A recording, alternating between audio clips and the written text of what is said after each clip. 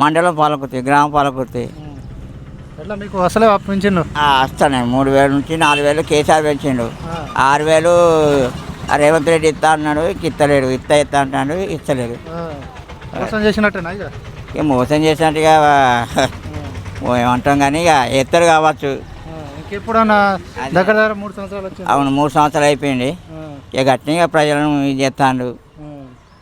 ఇక ఎత్తా అంటాడు, గిట్ట చేస్తాడు.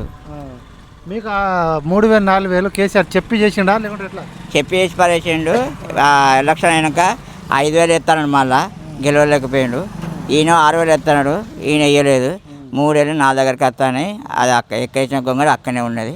ఎట్లా ఉందన్న మరి ప్రభుత్వం? మంచి అంటే అంతంత మాత్రం ఏం లేదు, మళ్ళీ సరే రాదు కంపల్సరీ. బీఆర్ఎస్ ప్రభుత్వం వస్తుంది. ఎందుకన్నా మీరేమో గిట్లా అంటారు? ఇంకా 10 సంవత్సరాలు నేనే ఉంటా, మంచి పనులు చేస్తున్నాం, అభివృద్ధి సంక్షేమ సైడ్.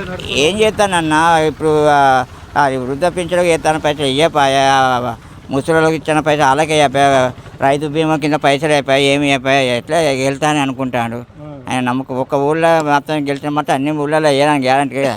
ఇట్లా ఇంకోటి చెప్తే ఎవరు ఊళ్ళో వాళ్ళే చెప్తారు కదా. మా ఏరియాకి వచ్చింది పాలకుర్తి మండలంకు, వాళ్ళు చెప్తారు. మళ్ళీ వేరే మండలం అడగండి, వాళ్ళు అప్పుడు తెలుస్తుంది.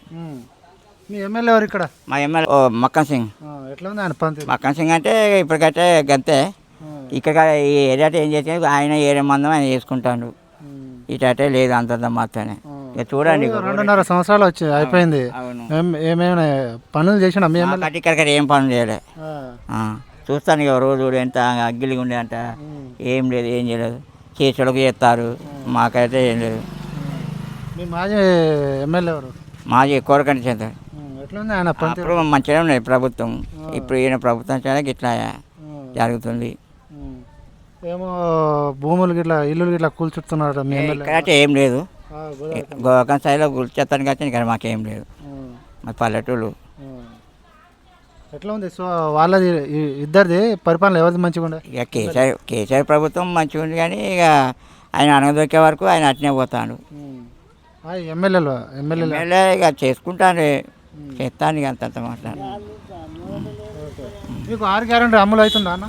6 అంటే కాదు, ఇంకా ఒక బస్ పాసు, కళ్యాణ లక్ష్యం ఇవ్వలేదు, వృద్ధులకు పైసలు ఇవ్వలేదు, వితంతులకు ఇవ్వలేదు. ఇక భూముల పైసలు అంటే కొందరికి పడతాను, కొందరికి పడతలేవు. సో ఇబ్బంది పడుతున్నారు ఇప్పుడు ఈ ప్రభుత్వంలో? ఈ ప్రభుత్వం ఇబ్బంది పడుతున్నారు. ఎట్లా అనుకున్నారా మీరు ఇట్లా ఈ ప్రభుత్వం? అనుకోలేదు, ఈ యొక్క అవకాశం ఇద్దాం అనుకున్నాం కాబట్టి ఇక ఇట్లా చేసిండే. ఊర్లో ఏమనుకుంటారా ఇప్పుడు మళ్ళీ కాంగ్రెస్ ప్రభుత్వం వస్తుందా లేకుంటే బీఆర్ఎస్ ప్రభుత్వం వస్తుందని? ఇక మాట్లాడుకుంటే కానీ వాళ్ళు ఇష్టం వాళ్ళు కాదన్న. మనం ఎవరు ఏ రకం చెప్తారో వాళ్ళు, మనం ఈ రకం ఈ ఊళ్ళో ఇట్లా చెప్తే వేరే ఊళ్ళో కాంగ్రెస్ వస్తా అంటారు, బీజేపీ వస్తా అంటారు.